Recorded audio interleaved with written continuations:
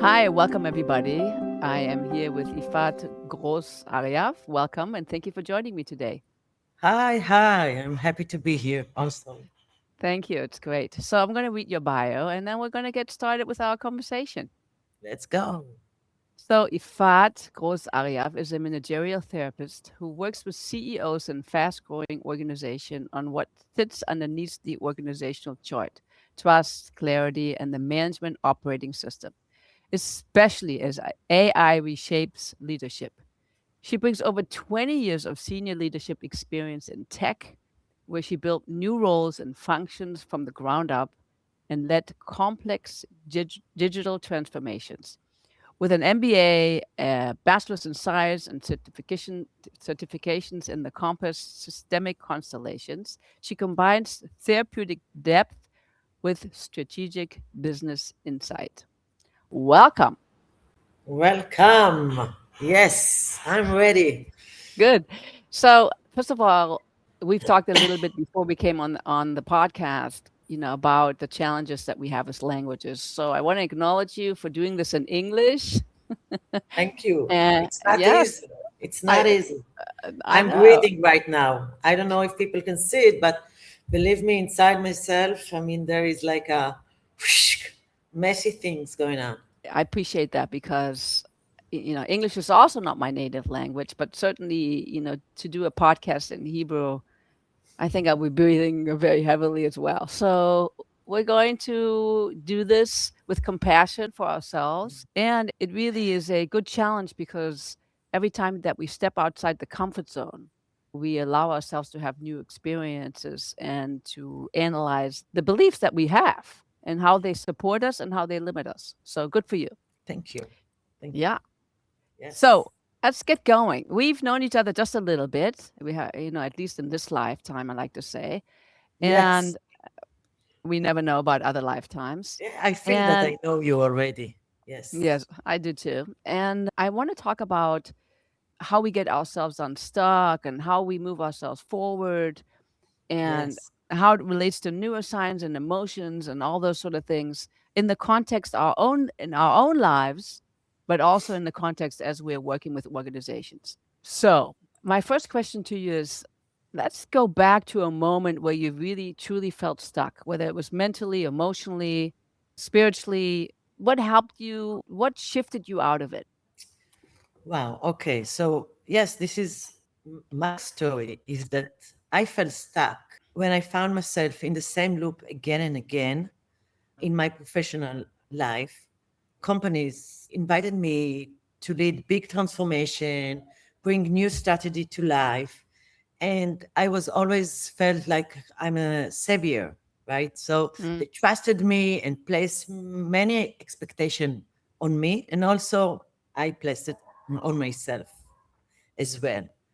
But usually I found myself in the same loop that after 2 years, I felt alone. I felt that everyone has a resistance towards what I need to lead. I felt pressured and I felt that they are putting on me more and more expectation. So I really was disappointed also in the system and also in myself. So I was like at the beginning felt like savior, and at the end I was very disappointed. And I find myself again and again in that loop. I was asking myself, why is it happening to me? What did I do wrong? And I used to be very successful of what I did. So I didn't know why I felt, the more I got forward in my role and big expectation on myself, I felt that I disappoint myself and the systems. And that was a big moment for me that I mm, felt that this is a loop over and mm, over. I was accidentally, really, it's always accidentally, right? The shift that comes into our life. And there was a shift. I joined the nonviolence communication workshop. Are you familiar with nonviolence communication, right? yes, yes, yes. And I was completely overwhelmed there. I had two aha moments in my life that changed the way I saw myself, people, how systems behave. And that was a big moment for me. So it was like two main things. The first one is that I really started to understand what are my needs, how my system works, what are the feelings that triggers me, and so on. And the second aha moment that was really big for me is that no one acts from the way I from the way I see the world, from my operation system. So we all have different operation systems, and we all act according to our own operation systems and not to the other. So that was really two aha moments that changed my life. From that moment and forward, I couldn't go back to anything. I mean, everything changed, not immediately. I'm now, after 8 years, I can say, wow, I'm a different person. Wow. Wow. So, yes. So, yeah. So, this is me. I, So I want to go back and ask two follow-up questions. So first of all, for those of you who are not familiar with nonviolent communication, there's many, many layers to it. And I don't know that I told you this, but I did my first nonviolent communication training. I think I was 17. I had just come back from Israel, was on vacation, and I had got hooked up with this whole peace movement that was connected with the church, and we decided to learn nonviolent communication. And I think I was shocked to see how much violence there is in communication. It's like I think I had the belief that there was a little bit, but it was like I was just so overwhelmed with how am I ever going to communicate in a nonviolent way because everything seemed to be the threats, and if you don't do this, then it's going to be do this. So for those of you who know nothing about it, you just think about having a little bit of awareness of how many threats we insert, whether it's consciously or unconsciously, into our communications when we want something and we're not necessarily getting what we want, and all the nuances that we have, and even the way we do it with ourselves. So that's one. The second thing is, can you pinpoint a little bit more of what you were so disappointed with? yes. Because you said it several times. I was like, my expectations about that they had were bigger, and I took that on, and I had bigger expectations, but I was so disappointed. Yes. So when you are leading, when people call you to lead some new thing, like really transformation, really change the way people going to work, okay? Whether it's technical systems implementation, whether it's like changing the structure, the way you are going to work, whether it's budget you are going to own, it's really changing the way we used to work. Okay, transformation means you are going to lead the way people used to work. And I think that today that I know what does it mean to hold a place, to hold the workspace for people to change themselves, their habits, the way, their beliefs. When it comes to systems, it is so complicated that systems doesn't give the right attention and the right plan for really having transformation in Mm. organization. So when they brought me, they say, "Ah, it's easy. You are going to change. You are going to change all the roles and responsibility with each interaction in the organization." So they told me that, but they didn't tell them, listen, you are going to listen to Ifat. She's going to change the relationship, the accountability, the responsibility, the clarity between the new interaction between her and you. And just listen to her. She will build it together with you. And let's go forward because there is a mutual understanding that there is a big strategy that we want to implement going forward. Mm. So no one say that. I mean, they just think that I own the responsibility for all the system alone. No Wow. one really understand that it's a mutual Oh, responsibility. wow. Right. And this is what happens today in in all organizations. I mean, I know so deeply the pain and the way systems work, right? We don't have time. We just want to achieve Ta ta quickly ta and ta. immediately results. And we don't really understand what does it mean transformation. And this is why it was so hard because once I understood that, I immediately understood it on myself. I said, in fact, you are okay. Okay. You are okay. You did your best. You know what you did. but you cannot do it alone. You cannot, you simply cannot do it alone. So once I understood that, I really wanted, my big passion and also today is to help leaders and really organization to work in a way they have peace with themselves and with the organization in order to succeed, yes, to get Mm. business objectives. I'm very business oriented. Yes, I'm not just spiritual woman, which I am very much, but it, I'm very grounded also. So yes, that was a big disappointed. Yeah, I can see. And it led you to what you're doing now and to your own transformation. Yeah, Because somehow we have to have an aha or something, whether it's from the inside or from the outside, some sort of trigger that encourages us to start the path of transformation. yeah, exactly. I mean, yeah, definitely. I had 2 conversations today with 2 different clients, and one of them told me, coaching clients, "I don't believe people can change." And I was like, "Wow." We were having the conversation of even just seeing where was this coming from? Where's this coming from that we can't change? Hmm. And why was it so rooted into it's an absolute? I don't even know that there was an opening for can we even discuss about it? We bring to this conversation, we are on all kind of on a continuum. Yes. So, I by the way, I do I this is I believe so much that we can change and we have the power to change it. of This is why course, you and me, we know that. We know that the power is in ourselves. yeah, of And course. once you know that, it's like you just want to spread the news, right? Yes. Uh, Yes. Yes, we can change. And I always say, look at babies, they change all the time. Oh, yeah, right. Look how fast we learn how to basically how to speak and walk and all those things. So how come then when we're older, we all of a sudden we think we can't change anymore? But that's why we're here. This is why we're recording. This is why we're yes. talking. We believe in change on so many different levels.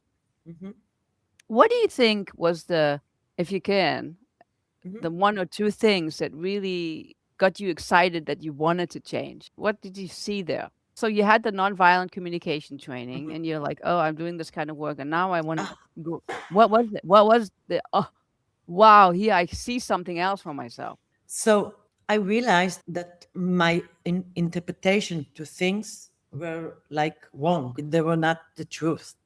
Okay. Okay. I said, wow. I have a story that I'm telling. It's not about business in my personal life, my ex-husband. So I always tell the story, but it's so true. That is like a symbolic story, which is he used to ask me, do you want coffee? And say, yeah, please, I do.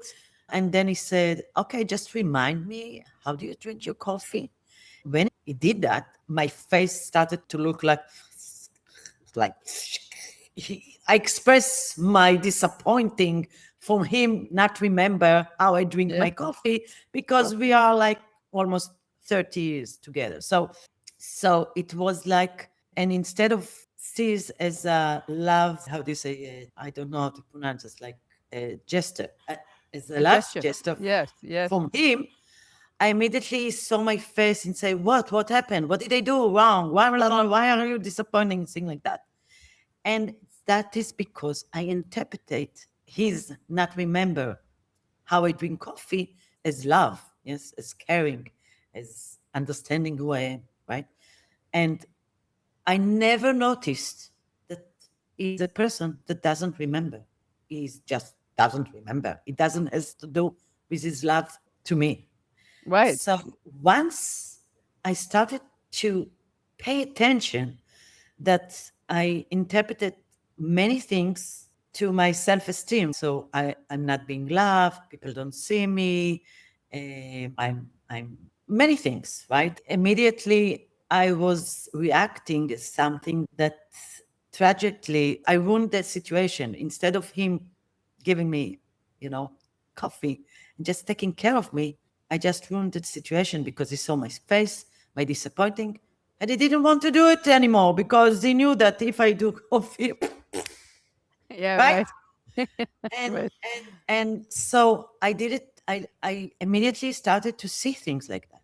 I Mm. can immediately see situation and I know how to analyze the gap whether is what we wanted to say and what we meant, whether it's like if we know how to express what our request, or whether if trust people to interpret it as what we mean, right? What we really want. So there are so many gaps in our interpretations, in our own belief and operation systems, and also with others. So once you know that, you start thinking, is it really truth? I mean, is it really? I start asking questions myself. How do I think? Whether it's truth? Do I believe in that? What do I really need? And what is my request, right? What really I want from others. So this is, Wow. This is a great story because the way that we interpret things has such a is so powerful. From he doesn't love me to, oh, maybe he gives me the opportunity to decide something different today. Maybe he's opening a door for me so that I can say, oh, maybe today I try it with milk or something. So it's beautiful. I want to ask you another question. I'm going to move on to another question because it ties in, and that is, I think it's a beautiful transition because when every time that there's a situation, whether somebody's asking us how we want our coffee or how we respond to certain things, there's all these different levels that we have inside of ourselves.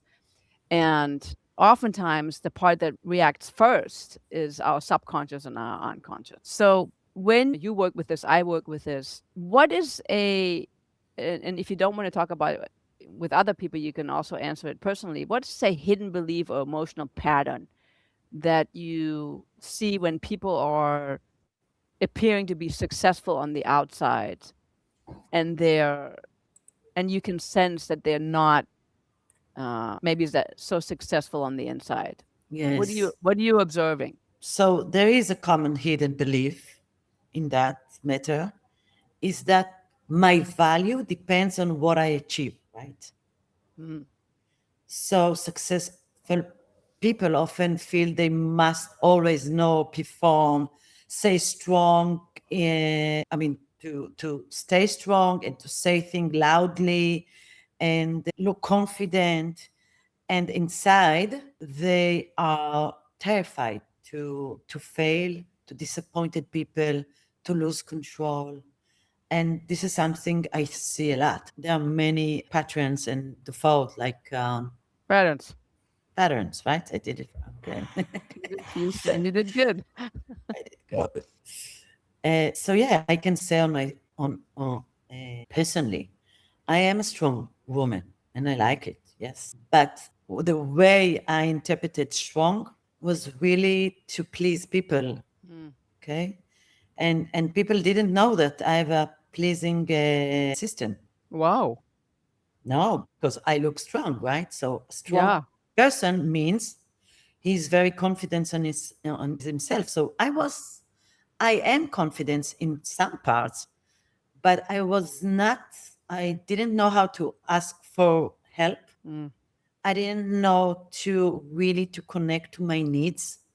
Always needs for I mean the others' needs were prioritized, and it was like this is why I was totally in work. I was like loyalty. I was very loyal to work. So yes, but really deeply, I was afraid that I will disappoint and people want me. How do you say it? I mean, Love you. They don't want to. They yes, won't love you.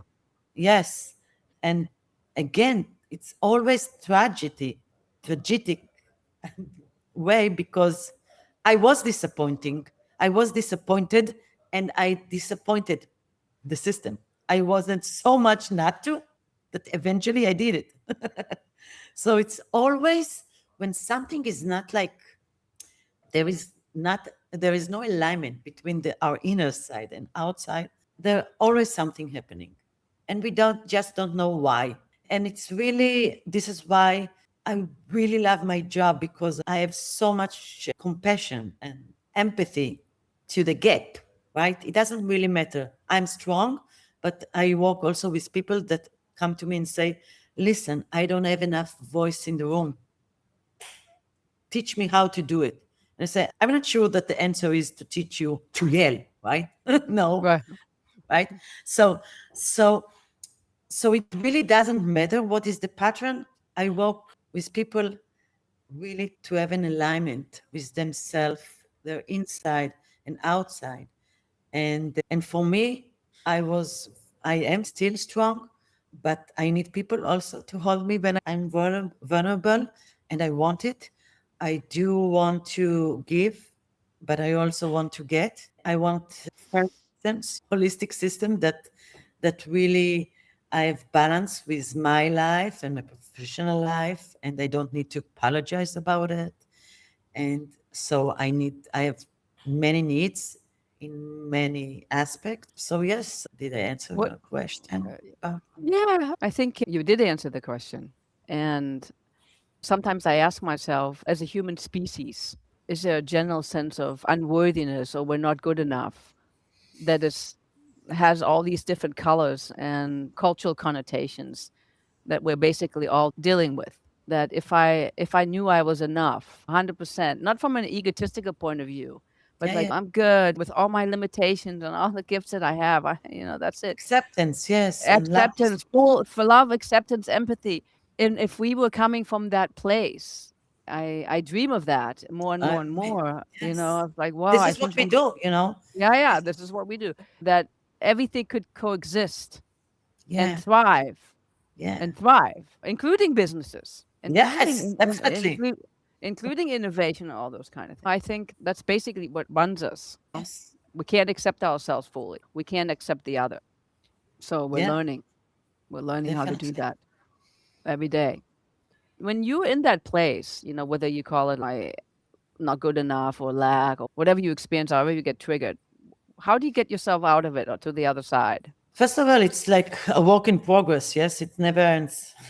Now I know, but Never ends. you, But yes, I'm today knowing that it's not necessarily the reality. I mean, this is the first baseline, that understanding that this my thoughts are not necessarily the reality.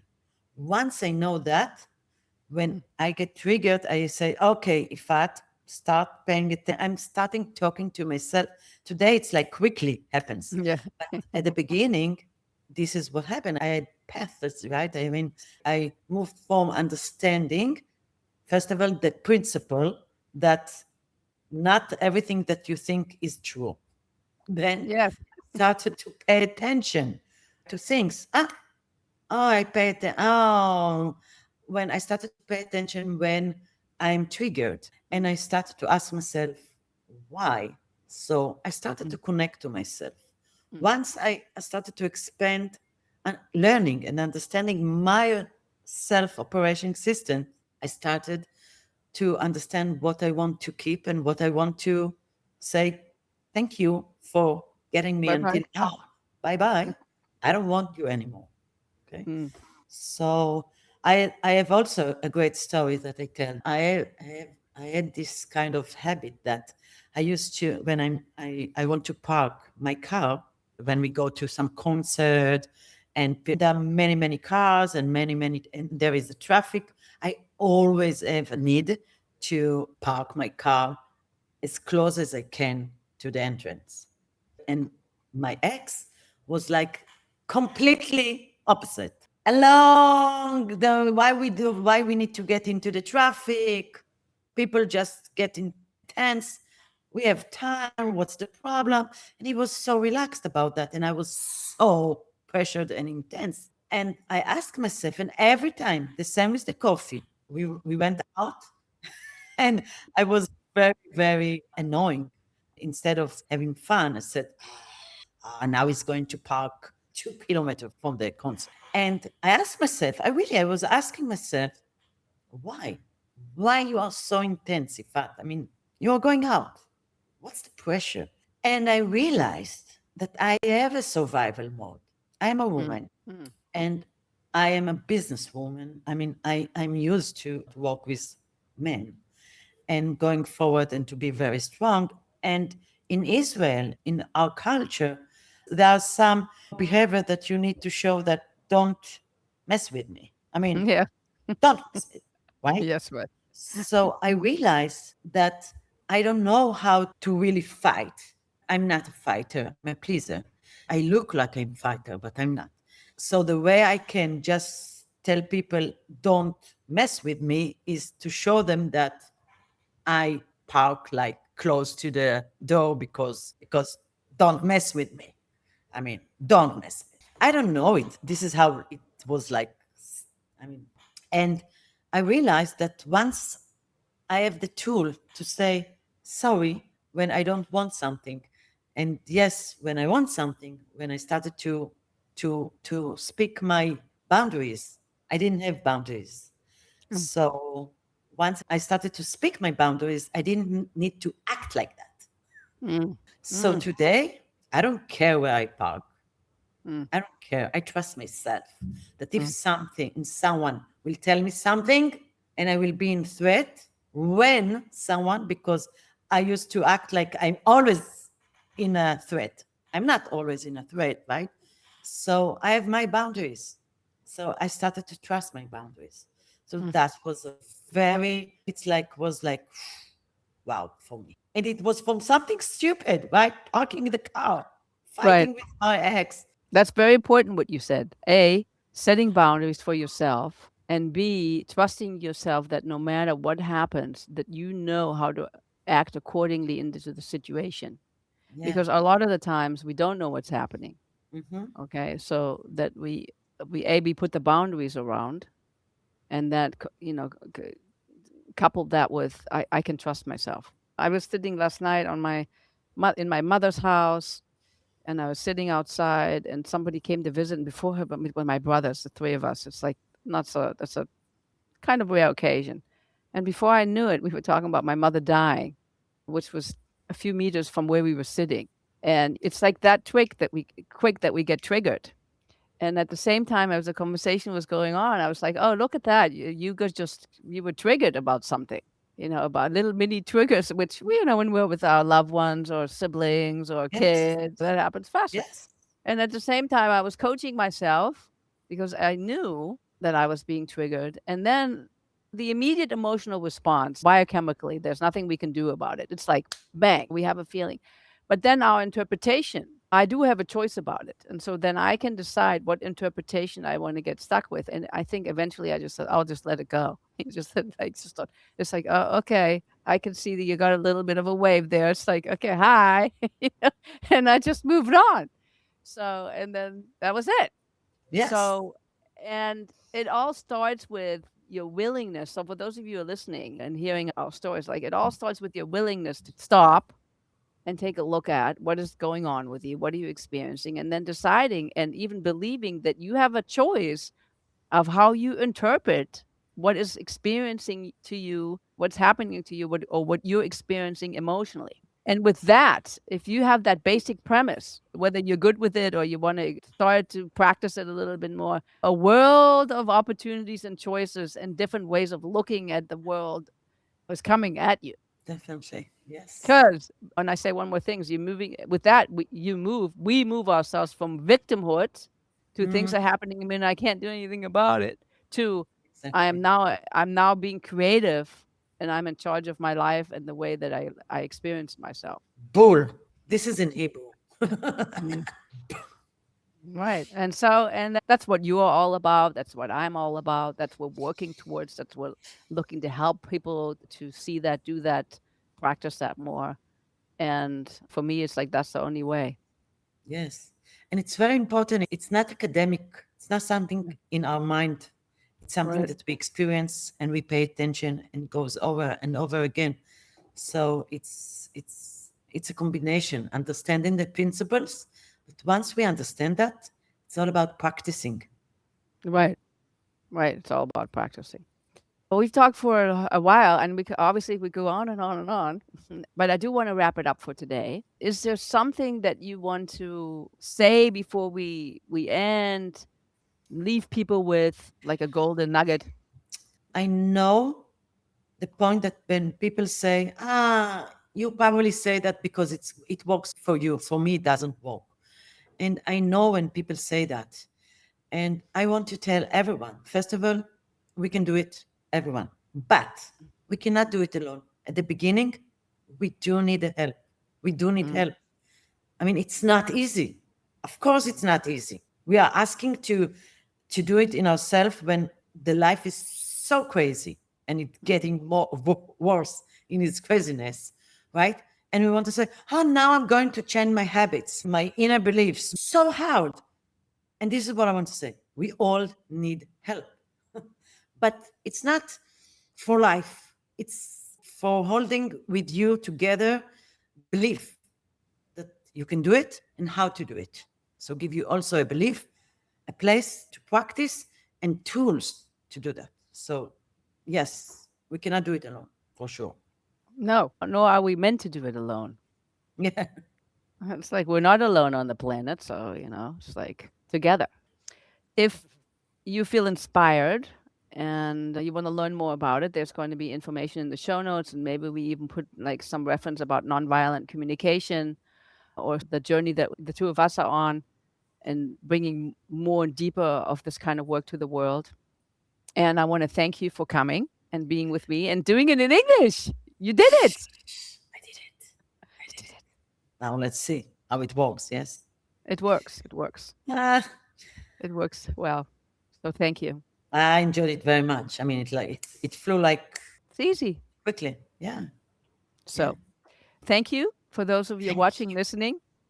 Thank you. And Thank you. and please subscribe to the channel because I want this world to get out. And until I see you the next time, take care. Bye bye. Bye bye.